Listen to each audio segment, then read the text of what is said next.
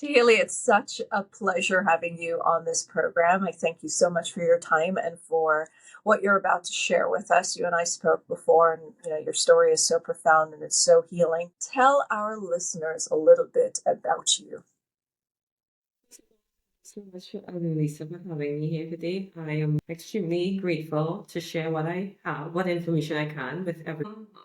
Growing up as a child, I'm the last of seven children, and as a child, I grew up very sheltered. You would think because my parents had seven children, and which is a large family, that by the time I came around, that they would be more relaxed. But I was the gem of the family. I was very sheltered, grew up very sheltered, always indoors. Grew up very careful. My parents were very careful with me, always don't do this, don't do that. So I grew up always trying to stay within the frame of what everyone wanted me to be. I think this shaped me as I grew up over the years and as a young adult, meeting my partner. I think that also helped to shape our relationship because I grew up into a bit of a people pleaser. Now, at this stage of my life, when I was nearing 40, I felt like it was my time to do me, to go past my limits and to just really explore what I was capable of without anyone saying, these are your limits. I wanted to explore what my limits are. And I recognized that the only person who could really hold me back is me. So my self-discovery journey, I am very grateful for my childhood because I am the person I am today because of the life experiences I have. I have no regrets. Everything happened as it should have. And as a result, I think I'm a much better person for it, even the things that didn't go the way I had hoped. So I think of myself as a very positive person. I believe that the value that I can add to the relationships or the connections I make with people is to see things from a more positive perspective. It's not delusional. I have had two people tell me before I am delusional. It's not delusional. It's seeing the best in everything and to use that so that we don't become bitter or hardened. And that's such an important lesson to take away from life that, life could either break you down or build you up, and it's entirely up to us. So I'm really glad that you brought that out. What is the message that you're hoping our viewers and listeners will be taking away at the end of our conversation today? What, what I really want viewers yourself to take away is an extension of what I just mentioned, which is there's beauty in everything, even in the ugliness. We could look at the landscape. There's a white wall and there's one black dot on that wall. Try to get rid of that black dot. We won't see the beautiful white wall. We only see that one thing, that one flaw. We have so much beauty in our lives and we focus on the negative. And I say we because I am no exception to the rule. I still do that. I am a work in progress. I'm always working on that. What I would like you and the audience to take away, and then I also want to remind myself in the process, is that we have to focus on the big picture. There's greater good, and throughout the ugly experiences that we all will encounter at some point in time in our life, there is a lesson for us. And if we do well, we will learn the lesson the first time and move out. But sometimes we get the lesson several times until we finally do. Yeah, I'm a big believer that those lessons will keep coming until we learn them. Yeah, until they What has been one of the, yes, I often say, like, the universe is just going to keep slapping you over the head until you get it. So the best thing to do is just sit with it and learn, try to get what the lesson is, then move on. yeah. What has been one of the biggest lessons for you? And what do you believe might have kept you from learning that lesson earlier? The biggest lesson comes right back. I'm sorry, I'm a cat somewhere around here. I think my biggest lesson comes from the same thing we talked about, limitations. I grew up very sheltered, like I mentioned. And I was always told, and I believed it. I don't blame anybody else but myself. I always believed what I was told. Like if someone said, you can't do that, like I tried to learn to swim many times in my lifetime, but I only finally got the courage to do it when I was in my early 40s. And that was because I went to Guyana for one weekend. It was a long weekend in Trinidad. So we had a 4-day weekend. And in that one weekend, I went to Guyana And I was 40 going on 41. And after that experience, I was like, I can't do this anymore. I love the outdoors. I spend so much, I'm very fit. I spend so much time outdoors.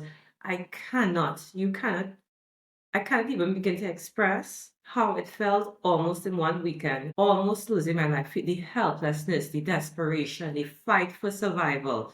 Because we were outdoors, I went with a group of runners. We called ourselves runners with a drinking problem, although I was not much of a drinker at that point in time. I just liked the fitness. So you would never show what terrain you expected. And Guyana is a very wild and interesting country. 1 minute you're in a rice paddy field and the water is like this high, and then it's a big drop. So that's what we experienced. So I literally fought for survival that whole weekend. It was a beautiful but life-changing experience. When I got back home, I learned how to swim, and within 6 months, I did my first open water swim. And when I did that, I said, if I could learn how to swim, what else can I do? And then it was through swimming I realized that, and that realization, if I could learn to swim in less than a year or just over a year after almost drowning 3 times in 1 weekend, what else am I capable of? I realized that I was my limitation my entire life. And that takeaway has stayed with me forever, forever. So now I keep pushing my limits. I keep asking myself, what else can you do? And that came from learning to swim. Because after I learned to swim and I did an open water event, I was like, if I can learn to swim open water, what else can I do? So now my question to myself every time is, what else can I do? So I never, well, I shouldn't say never. I try not to shoot myself down before I give myself a chance. I'm always asking myself, okay, Teheli, you've done this. What else can you do? Hmm. That's Hmm. the takeaway. Yeah, I love that. You've discovered you didn't have to hit rock bottom, but it's almost like you hit ocean bottom, if I may use that, with the Guyana waters. And since I mean that's my home country, I'm not sure if you know that, but that's my home country, and we're known as the land of many waters. So I know exactly what you're talking about. That fear of True. Yes, yes, yes. But it's the fear. Like, a lot of times we don't realize that it's not just a fear of water that keeps us back, but that translates to so many other areas of our lives. And it's like when you get that realization of, okay, wait a second, I'm now fighting for my life. So I need to do something about this. And in facing that fear, you start to break through, and you start to look at other areas of your life that you might have been holding yourself back. What I find to be challenging, and I want to hear your take on this, is the reminding yourself that I am the limitless. And I want to know what that process has been like for you, because a lot of people will say, well, it's not that easy. And it's true, it's not that easy to have that realization of, wait a second, I'm holding myself back. But what have you told yourself time and time again to keep pushing through all the adversities that you might have faced? Well, first of all, what I have to do first, the first thing that I do is the community, the people you have around you.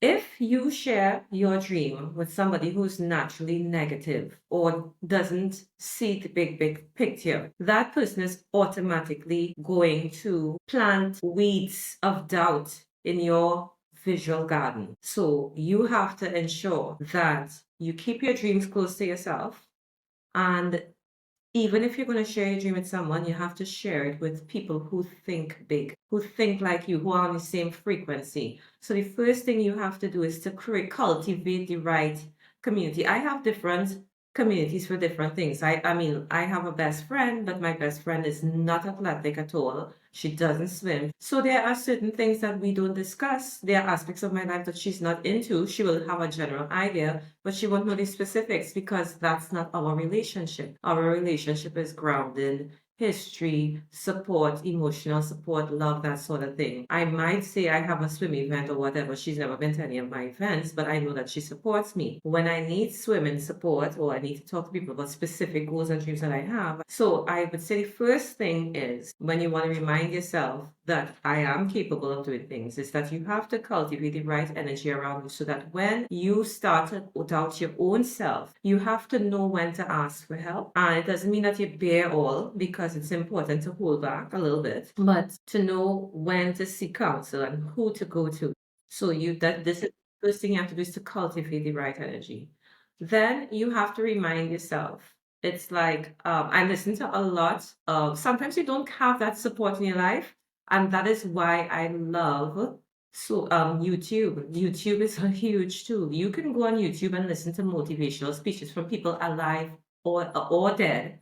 I listen to Wayne Dyer, listen to I can't remember his name now, but he always make so many motivational speakers out there that can keep you motivated. Sometimes I listen to Maya Angelou, sometimes I listen to Oprah Winfrey, different people depending on what I need in my life to feed me mentally and to some degree spiritually. So give me that spiritual nurture because you don't have to only feed your body, your mind has to be fed right as well. We talk about having a healthy body and eating the right things for your body.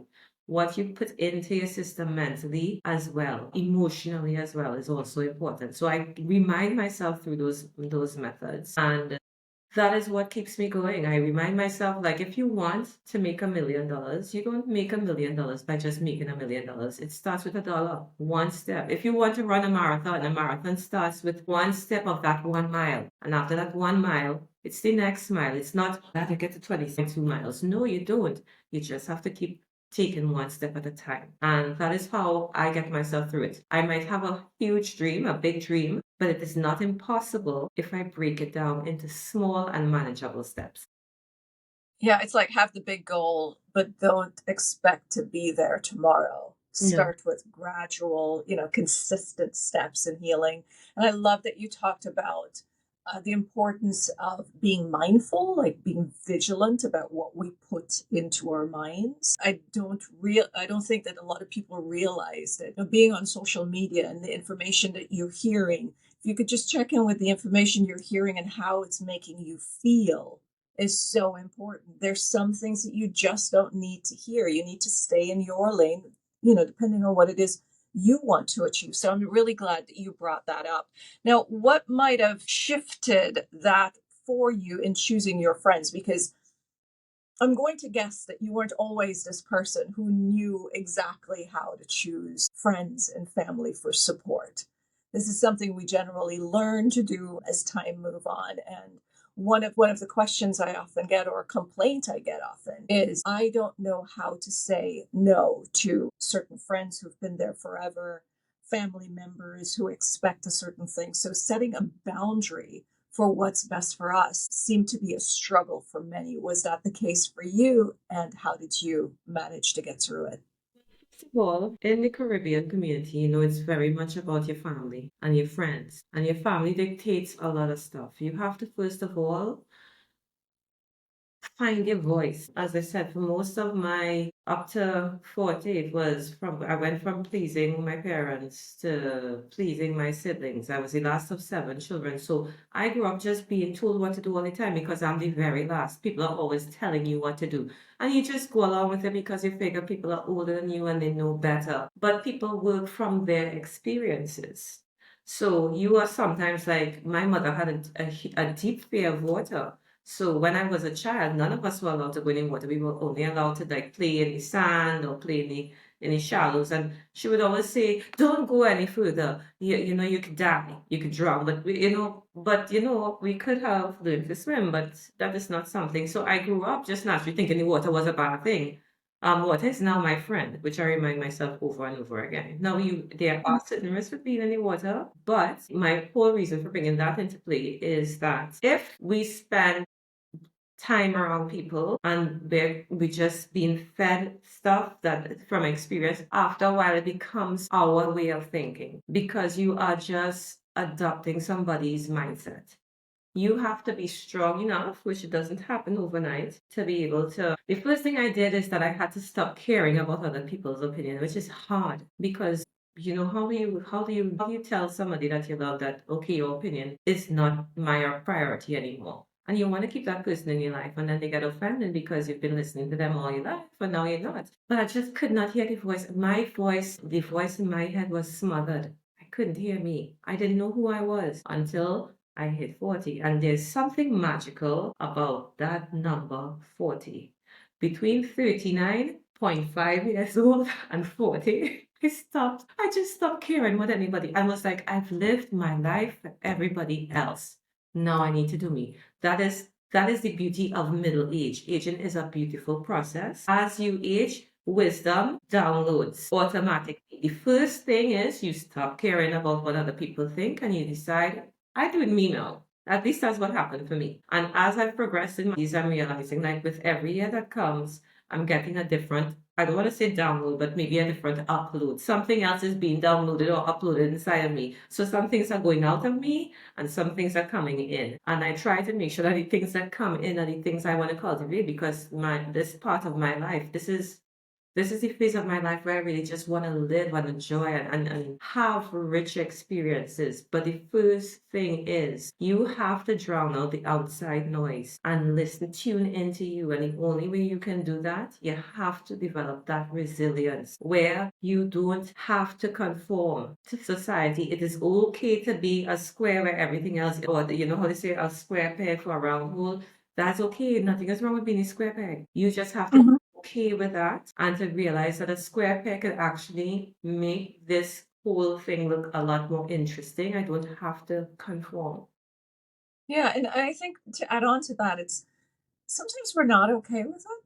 And I think that too is okay. Yeah. But just embrace that it's different and this is who I am. And I'm going to find a way to love and accept this side of me, regardless of what someone else thinks. I know setting boundaries can be really difficult. Yeah. My blessing in all of this is that I was always a stubborn child as far as I can remember. So I was always asking, why do I need to do this? But it wasn't easy. Again, we're both from Caribbean, South America, same Yeah. similar culture. It has not always been easy. One of the toughest things for me, and I want to know if you've gone through this as well. I know a lot of people who have embraced healing, started to evolve, start to become more of themselves. And like you say, take on new parts of you that you want and let go of the parts that didn't work for you.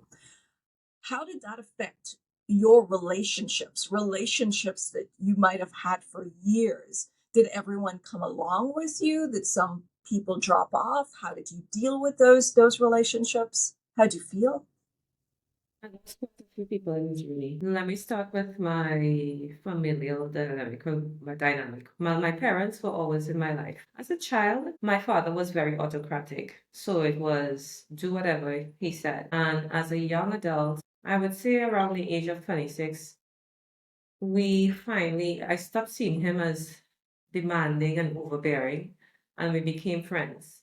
And I think, well, he died when I was 40. I lost both my parents before the age of 40, a year apart from each other. But between the ages of 26 and 39, 13 years, I had the most beautiful relationship with my father. He became my friend. I learned about him. I got insight as to why he thought the way he was. And he felt that the only way he could truly protect us is that he had to be that way.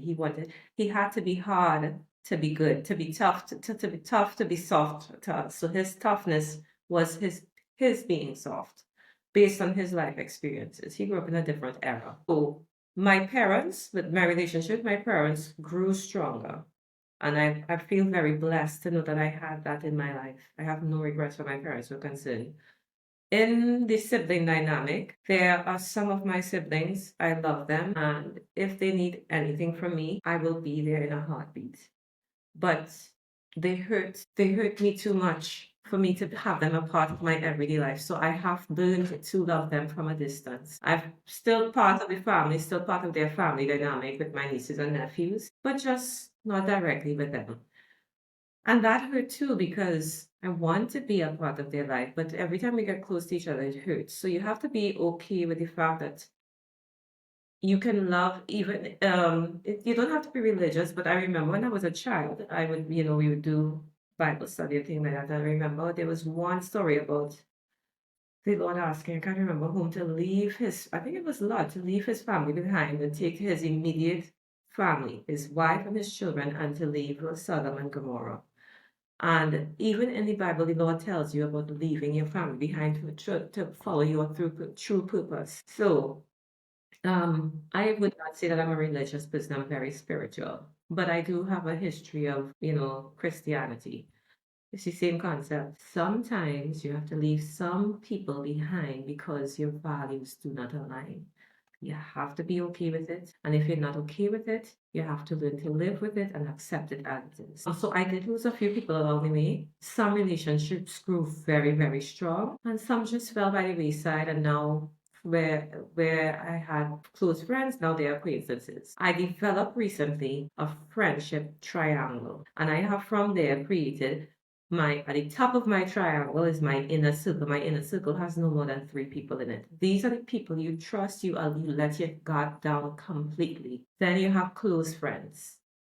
Then you have your family. Of course, your family is right there, but you know your family dynamic could be different. So some of my family are in my close friends and inner circle dynamic. And then the rest of it is as the rest of my triangle is just acquaintances or people I might want colleagues or people I might want to get to know. Now that I have defined my friendship triangle, I decide then what acquaintances mean to me and what does that mean that type of relationship is. So once I've defined what an acquaintance is, what a close friend is, what an inner circle is, I then think about the people I have in my life and I say, okay, I literally wrote this out last year. Go on. So then I ask myself, where does Laura fit in to the friendship triangle that I have created? And then I think about the nature of our relationship, and then I assign her a place. So now I've done that, I know where her role is in my life. Now, it doesn't mean that Laura will always be an acquaintance. As our relationship develops, she moves up the triangle. Maybe she might move down and be completely out of it. And likewise, where someone might be in my inner circle or might be a close friend, if they no longer fit into what my values are and align, they might have to go to the back of the bus, whereas they had a front seat. It is very, and I want to stress on this, it is very you can get very lonely doing this because you're making sometimes the people who are the most toxic in your life are the most entertaining. Oh my God, being around them is fun. But every time you're with them, somehow you always end up in a drama or some situation and things don't seem to flow and you get in problems with other people. You love them.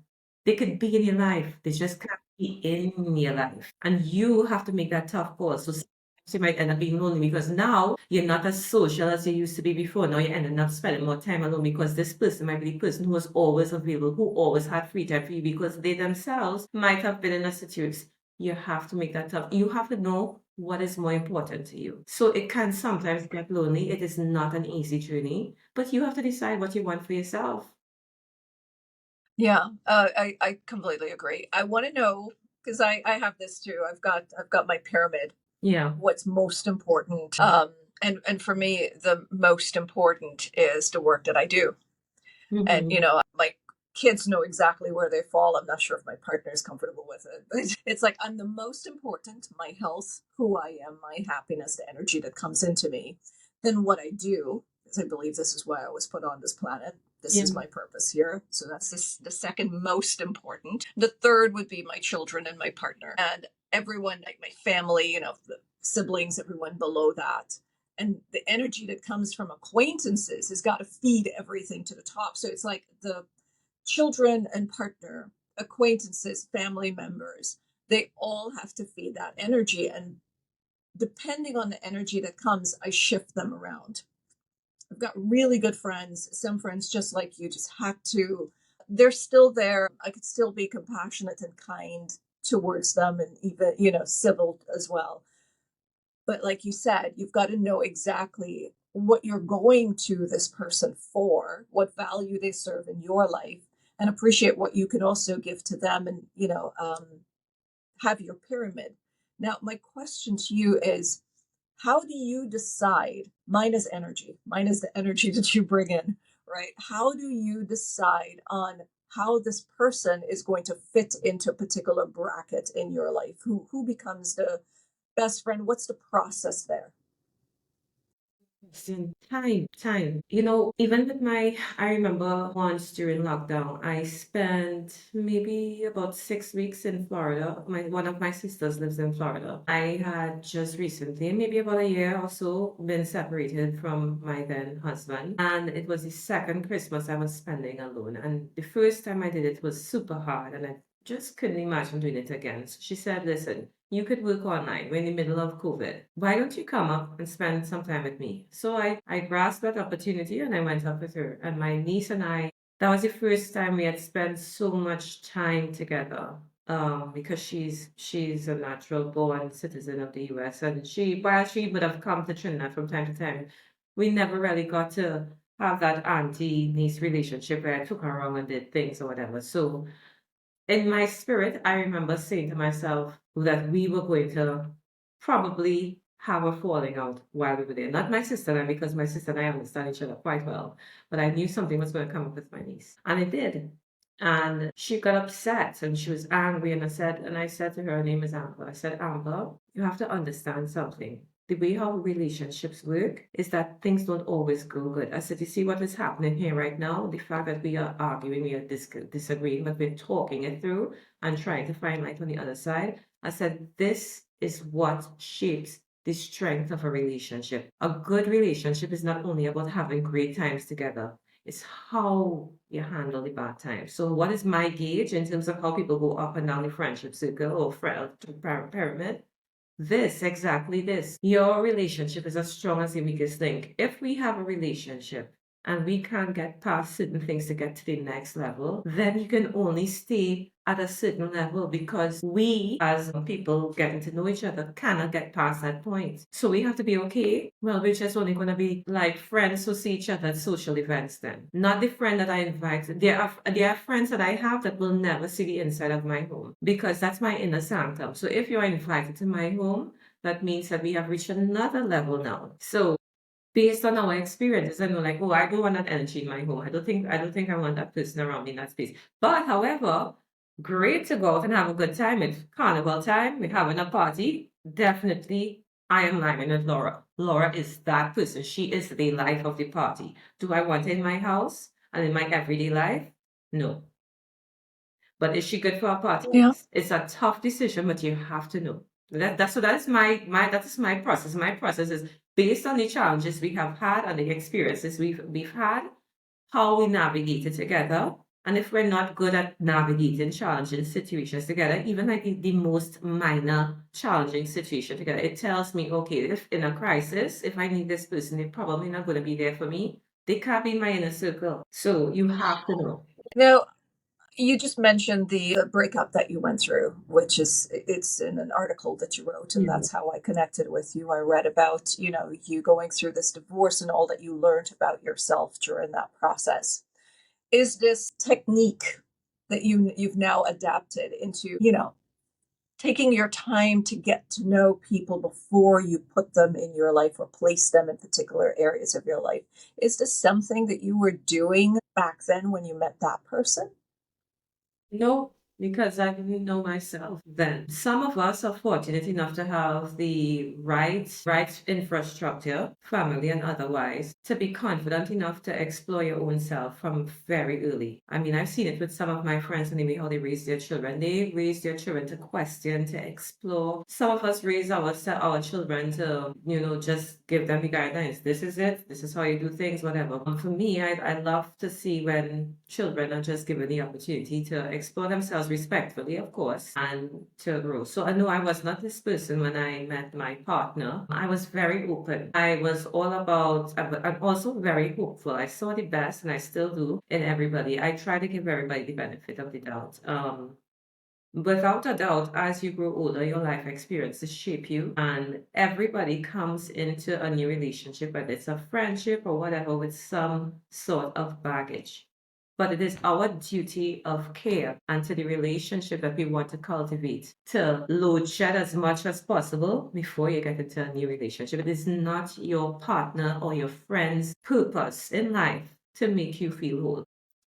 You have to come the best version of yourself that you can be, and hopefully they will become the same, and you'll create something beautiful. That person is not there to fill you or to be your other half. It is for your two whole people to come together and create something amazing.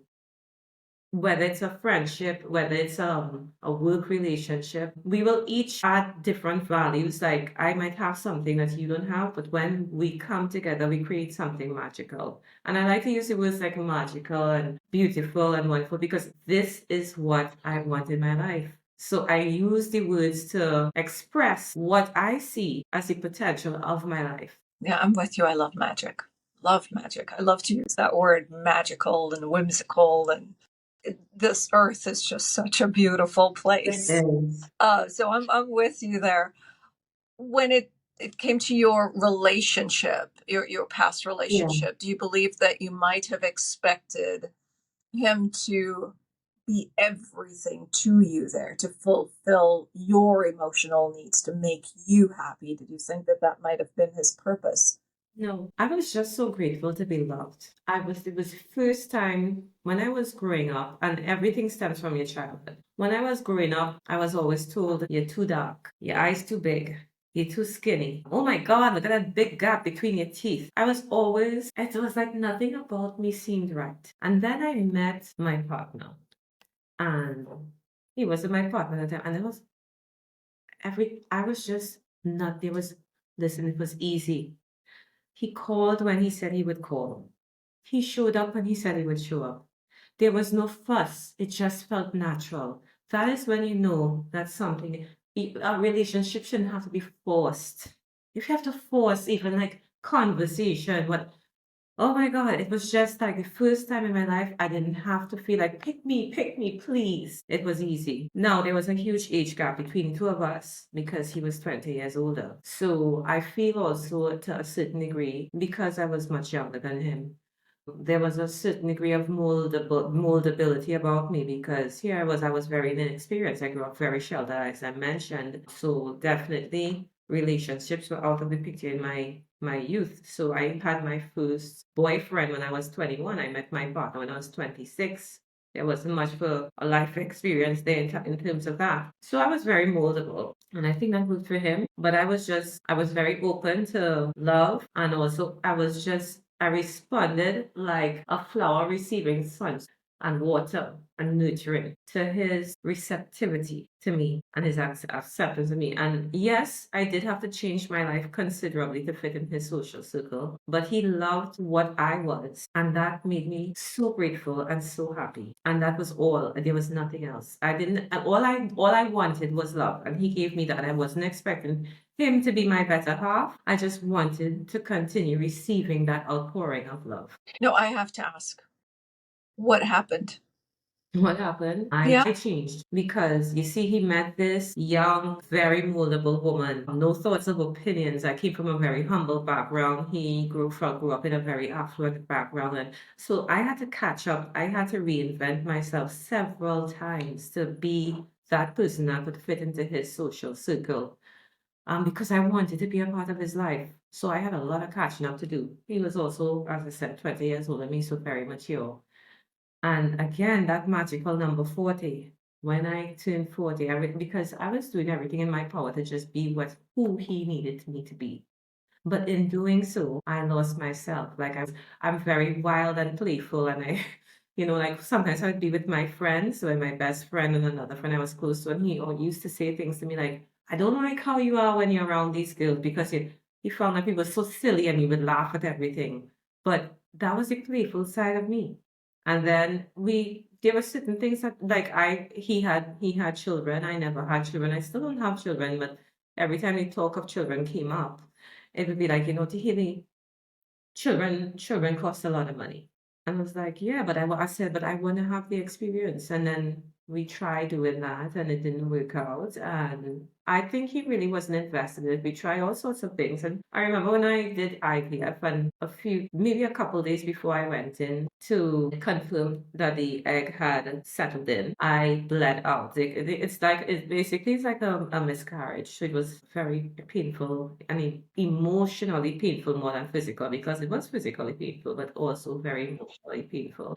He comforted me, but his words to me at that time is he says to Healy, I really wanted this to work because I wanted you to have that chance so you could have that experience. So I never felt like he was invested in it. I think if we both wanted to have that baby, that energies combined would have made that embryo, fertilized embryo, find a home inside of me. I don't blame him, but Mhm. I Yeah, don't think yeah, that's I don't think he really went. He just was done with the whole process, 20 years old, and he had grown children. His my stepchildren were like 9 and 8 years younger than me, so we were practically siblings and fighting for daddy's attention. You know, yeah, I understand. Yeah, as I grew and evolved, I eventually turned to exercise because exercise was like a lifeline to me. It was the only thing that would heal my pain. I had so much pain inside of me. And then again, that magical number 40, when I turned 40, I was like, I've been spending my life doing everything my parents wanted, my siblings wanted, my husband wants, and I'm still not making anybody happy. I need to do me now. And then I changed. And I changed from the person that he had molded me to be, not intentionally, or maybe it was intentional and I was unaware of it. And I became my own woman. And swimming and learning to swim helped a lot with that because I became so empowered.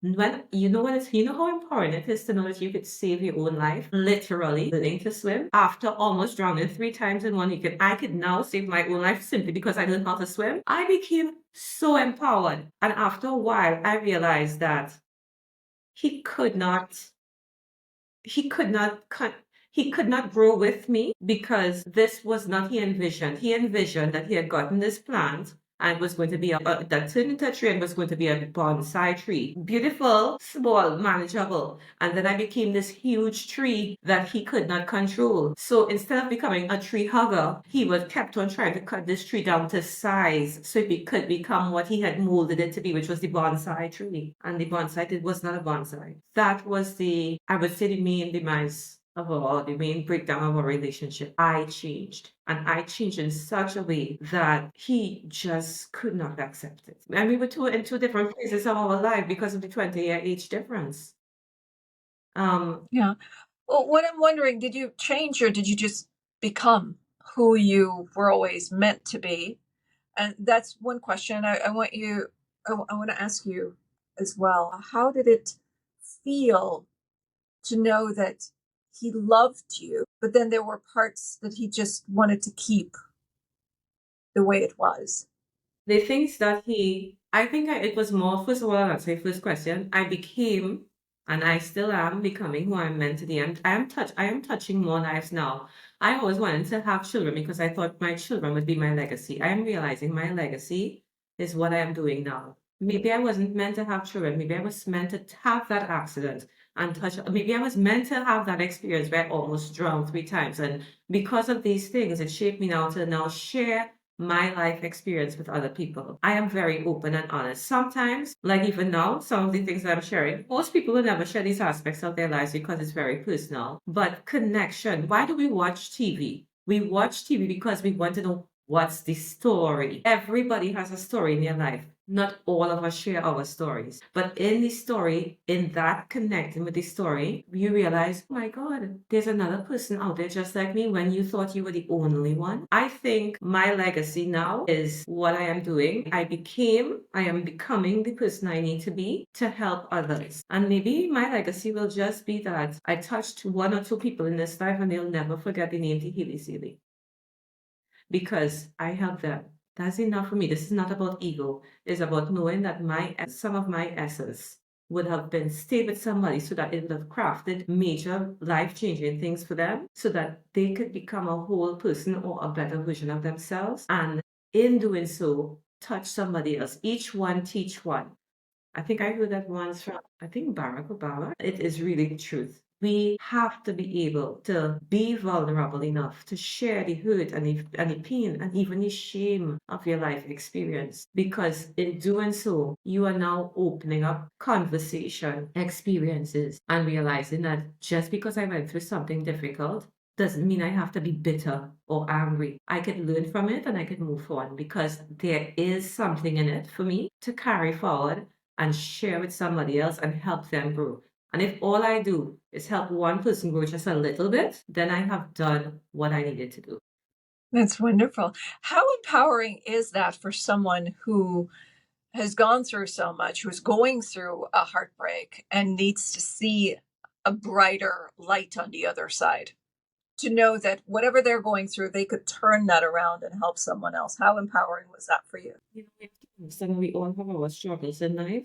It makes me feel better knowing that the pain that I'm experiencing could prevent somebody else from going through the same pain. So I feel like my suffering is meant to help others. I'm not saying that it's nice, it's hard.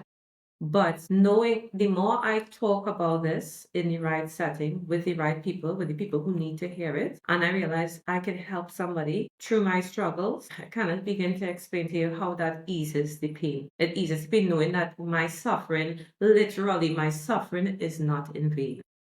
I don't know what else to say. That makes it, that's Yeah, yeah. important. Yeah, I get what you're saying. Because when I started my healing journey, I was 27. I said, you know what? I can't do this for the rest of my life. I can't get into relationships and keep trying and be the only one who's trying. And I felt abandoned every time, like it was never, ever good enough. And at 27, I said, I just can't live the rest of my life this way. There's got to be a reason that all of these sufferings happened until that time. And now that I do the work that I do, it's like, it was worth it. Yes. It was worth it because, like you said, you've got two choices. You could let it help you grow and become more of who you want to be, or you can become jaded and bitter and angry. You know, we see so much of that in our world today, people who are angry because they've not worked through their trauma or embraced the stuff that has happened. And it's not an easy road. I'm not saying that, you know, everyone should be jumping on the bandwagon to heal and get better and serve. But there's that possibility, that hope that people can have. You have been doing some other work. I know you're a coach as well. You are a Pilates instructor. You've been doing a number of things. How has your pain helped you to build more of yourself, and how is it you collect these experiences? I know it's not, you know, just sitting on a couch and expecting things to come to you. What have you been doing to push yourself out of painful situations and become better? Well, you have to be willing, first of all, to acknowledge that you have to take ownership for what you do in this life. It is never about the other person. It's about your role, your very act. We are the heroes or the heroines of our life story. I am not a supporting actor in my life, so why would I act like the supporting actor? You have to take on, and I decide the narrative. I decide whether it is going to be a thriller, a drama, a telenovela, or a love story, or a romantic comedy. I decide that. So if I want a romantic comedy or if I want a love story, I have to create that. Sometimes the love story is not about ending up with somebody else. It's about loving yourself in the end, choosing you. How I do use this, incorporate this with my clients. Like even when I go swimming, when I do open water swimming, you spend a lot of time alone with your thoughts. When you're doing long distance running, it's just you and your thoughts. It's very painful. You actually get past this point where you don't feel any pain anymore. You just move. And it's just you and your breath and your movement. And it's just a rhythm. You just find that rhythm. And it teaches you so much about life, just those simple things. You learn how this too shall pass. You get through that hard time, and sometimes you want to quit. And sometimes I might, like if I'm doing a run, I want to just before the finish line, I'm so tired. I want to stop. But that's when you have to push the hardest because it's always darkest before the dawn. And I use a lot of analogies, and sometimes people say, "Oh my God, you always have these interesting things." But it's because of exercise, and it has helped to teach me to realize that these things really are true. When you really have to dig deep and push yourself, push beyond what you think you're capable of, and when your body can physically do no more, you now have to tap into your mind and your body and say, this is what I want. Your dreams. When I wake up in the morning to go training and I have to get up after 4 and hit a cold pool at 5 or 5:30 in the morning and I really don't want to. It is not my body that is waking me up. My motivation, my dreams wake me up every morning and get me into that pool. You have to know. So it's important to know what you want for yourself and what you want for your life, because that is what is going to wake you up every morning and shape you.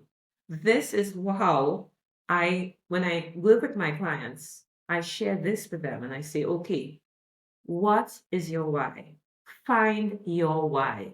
Your why is what is going to make you do Pilates for a year, what is going to make you get up off of your couch and run a half marathon, whatever it is. I am your guide. I don't do it. Nothing you do is because of me. I am here to facilitate your experience. I get great joy being a part of it, but nothing can be done without willingness and a willing spirit. So I am more like support. I'm like this picture frame right here. The beauty is all you shaping yourself, and I am the frame. I am that frame that will help you get there. I'm part of the frame.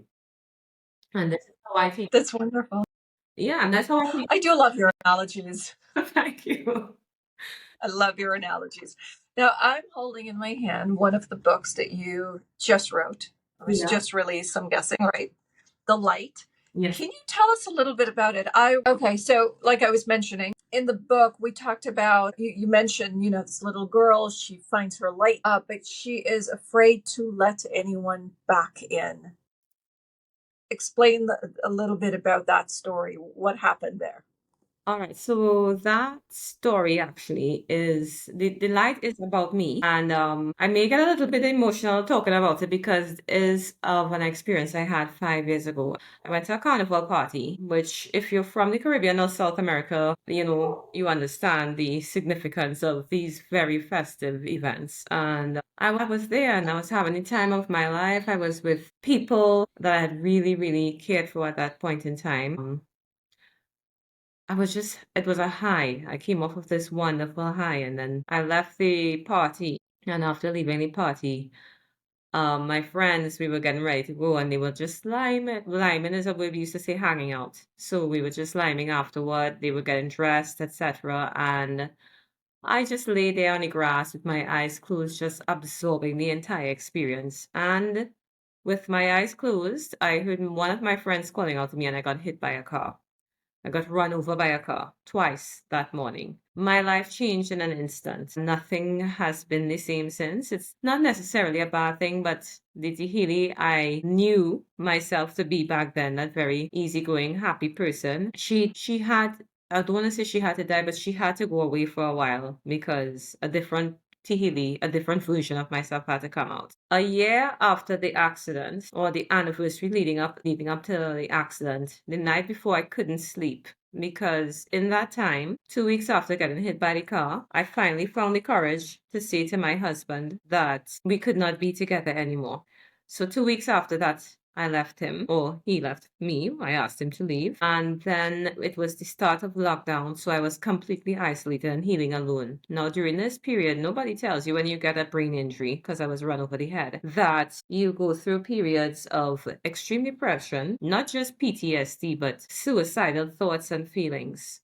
I went through that. I would think I had my last bout of that. It stopped 2020, I think 2023, late 2023 was the last time I had a suicidal thought. Nobody tells you about that. It comes in waves of emotion, with dry feeling like you're drowning. Like I can't even begin to describe it.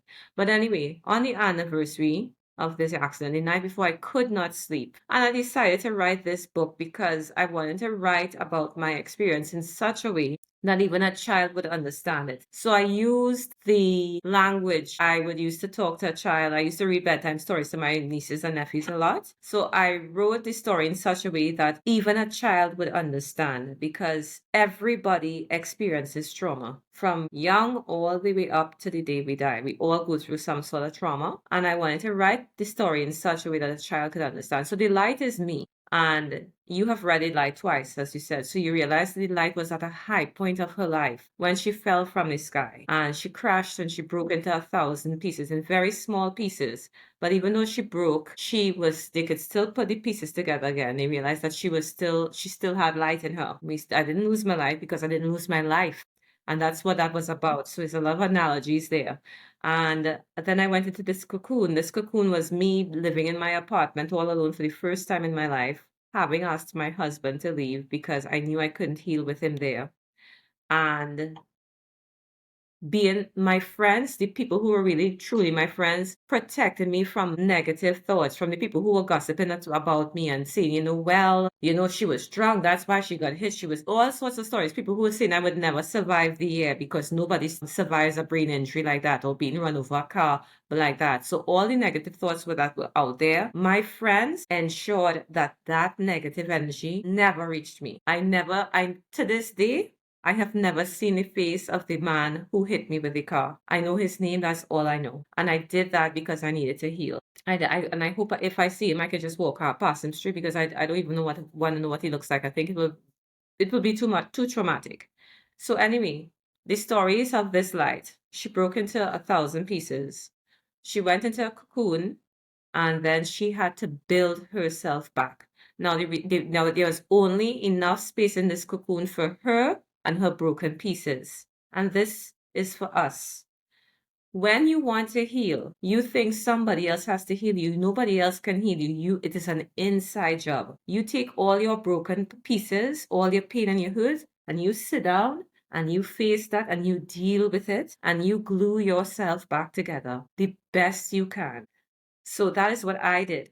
I was there in the middle of lockdown, just healing, just focusing on me, building me, working on me. Sometimes people got offended. So in the book, you would see where I talked about some of the other lights got offended because they thought I was ignoring them. It's because I had no energy. I had nothing to give. I had nothing inside of me. Where before I was always shining my light and sharing it with others, there was not enough. There was only enough for me to survive at that point.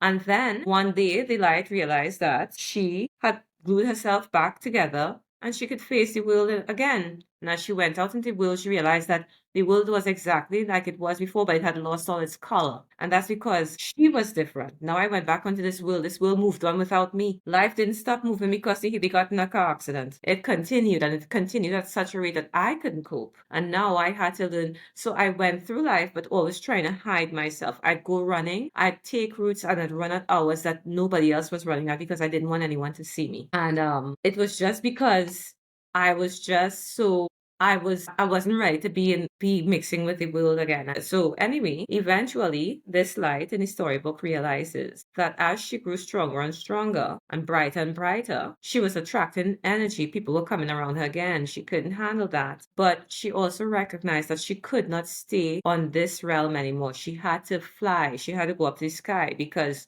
she was not meant to be on the ground. She was meant to be in the sky because she was really a star who had fallen and lost her way. And we are all stars. Some of us very young in life experience traumatic experiences that dim that light inside of us. Sometimes it's not it might dim the light, but the light is never gone until you're dead. You have to explore and face your life experiences. Spend the time with the ugliness, spend the time with the pain, go in that cocoon, heal yourself and know that you are never going to come out the person that you was before. That person that was completely innocent and trusting, she is probably never going to be that person. There will be aspects of her that will find her way in your life again, but you will never be that total person. And that is not a problem because it's like, I think it's the Chinese or the Japanese that do this. When a vase breaks, they take gold and they filigree so that is so, and it becomes even more beautiful. Your flaws make you more beautiful. They don't make you uglier. You decide if you just want to say it's a waste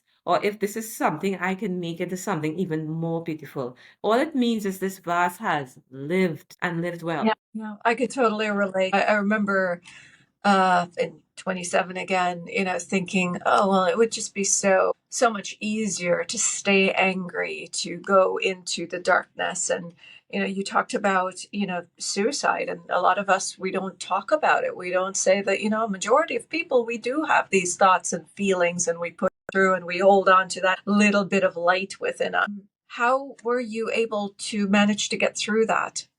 Well, I'm a very emotional being, but a very practical being at the same time. So I recognized as a personal trainer, I did a self check. Was I physically unwell? No, because I got hit by the head. And even when when I got in the accident, the doctor said from the neck down, I was fine. But from the neck up, it was the problem because I had fractured cheekbones. I had facial paralysis. So I was looking like if I had a stroke. My right orbital lobe was down. I had tire marks all the way at the back of my head, from my shoulders all the way up to the behind my ears. My face had changed because it was indented. And of course, the most excruciating pain of my life almost every day with my head and to the point of nausea. So I knew from the neck down. So I started off with gentle exercises. I knew from the neck down I was fine. So my physical body wasn't fine. It was my mental. I recognized it was mental, emotional, and spiritual healing that I required. So I went online and I went to us. I don't even know what site. I started researching on Google articles about how to deal with suicidal thoughts and feelings. I had the presence of mind to do that. Excuse me. And I recognized that they talk about how getting into physical activities, excuse me. So like running and swimming, for instance, help to heal you mentally, or if you have neurological injuries.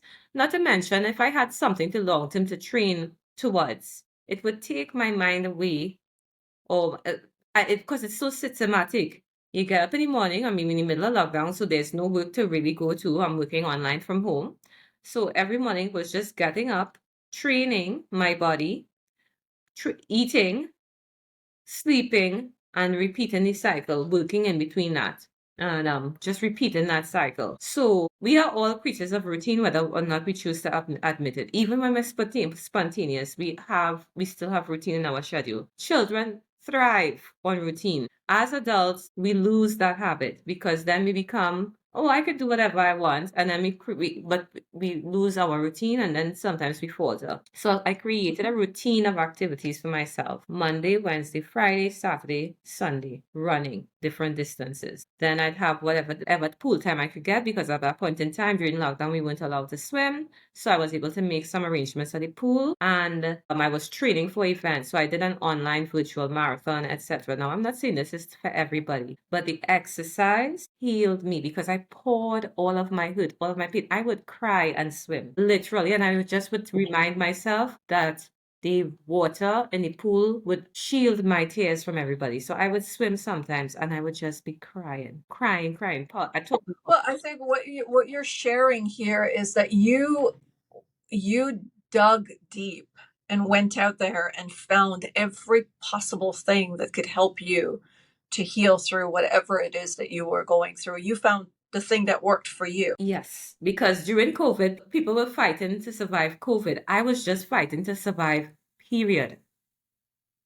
Yeah, alive. Yeah, You were trying to I stay was just alive. trying to be alive, and it wasn't even about living well. I wasn't even sure if I would make it past the end of the year after that accident, because I had a major brain injury and the MRI Yeah. scans, so everybody said to me, it is a miracle that you can walk, that you can talk. Sometimes I would think things and they wouldn't come out the way I wanted to, but nobody was coming to save me, Annalisa. There was no savior I hear you. night. It was only me. And I needed to be that person for me, because how you love yourself and the care you give yourself, you are the best example of how you deserve to be loved. And at that point in time, I was dying to be loved, literally dying to be loved. But I had to love myself first, because if I didn't love my Yeah, you also shared something that I really want to touch on before we head out. You mentioned crying in the water because you knew that the water was going to shield or hide your tears. And you mentioned walking or taking different routes for walking and running because you didn't want to meet with anyone.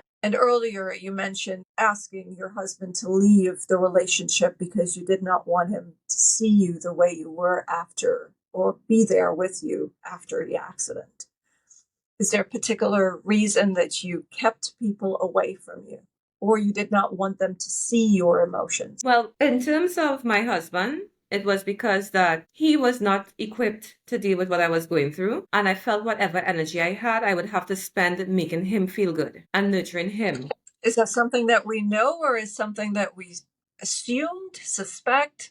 Was that coming from a place of fear It for was you a that it was a maybe it he was a won't be able? place of experience. I was always the one that was, even though I was younger than him, emotionally, I was the strong one. I was that person. And I've sensed from the time I had gotten into the accident that he could not deal with it, because his first thing was, I got hit by a drunken driver, and the very next day I came home, he drank for 3 or 4 days. He could not help. I would have had to spend my time helping him get through that because he couldn't cope. And I needed him to be either in, and just him being around me and just smelling the alcohol when he was trying to be helpful to me. Like the first time I went to the hospital and I had a doctor's appointment, he had to sober up enough just to drive me because I couldn't drive myself. And that was his coping mechanism. But just sitting down next to him in the hospital and just smelling stale alcohol in him, I started to get angry. And I wasn't angry at the driver, because I was angry at the fact that this man knew I just got hit by a car by a drunken driver. And the thing that caused me to be in that position, he was doing it. And he could now do it to somebody else. I didn't want to come out of this angry. Mhm.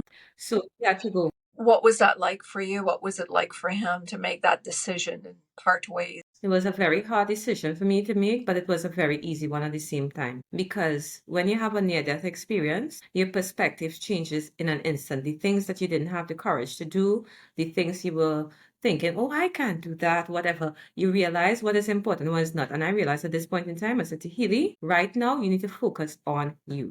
I could not love this person anymore, because how could I have nothing to give? He could not help me, and it was not deliberate. He just was not equipped to deal with that level of care. And I knew he could not give it to me. And the only person who could give it to me at that point in time was me. And I could not divide myself and heal the two of us at the same time. So I chose me. So it sounds like you set a boundary, Yes. yet you had empathy for both you and him. Yes. So I had to, And that, I think that is incredibly important, that we set boundaries, we look at what works for us and what the other person's capable of giving, and we set that boundary, but also empathize that, it's not a deliberate doing no, on their I part. was never angry at him. I could have, I would, if he had stuck around, I would have gotten angry. And I did not want to get. Which is what happens in a lot of relationships. We stick around hoping that the person is going to do the thing that we want, and we build up that resentment, but we don't set the boundary. We don't really look at us, what we need. I think that's the thing with boundary setting, right? We try to set it with the other person by telling them what we need and expecting them to show up, but we don't say, like you did, you looked at yourself and say, I can't do this. I can't take care of me while taking care of this person. I can't heal myself and help them heal. Yes, So it's really commendable. Thank you so much for sharing your story, for writing the book. I believe it can be found on Amazon, and am I correct? that is correct. And where can people find you?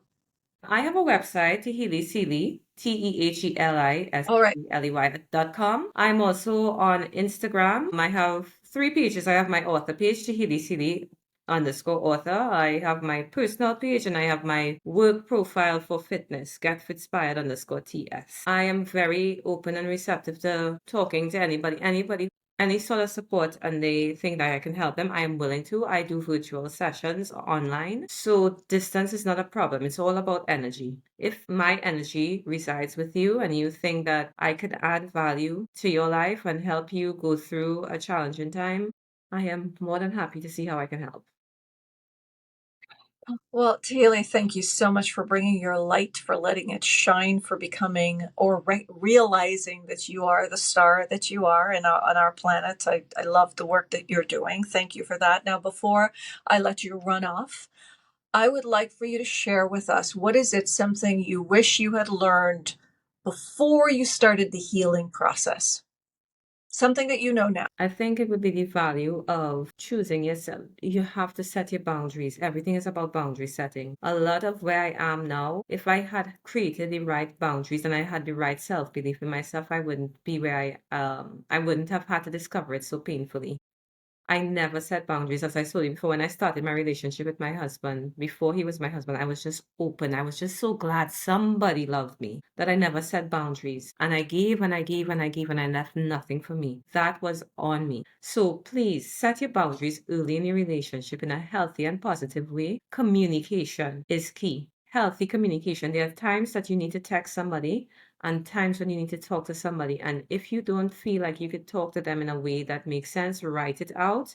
We have lots of tools now. Sound it out to somebody and find a tone that is empathetic enough to engage conversation, healthy conversation that could enhance your relationship and probably even prevent a divorce. Yes. Yeah.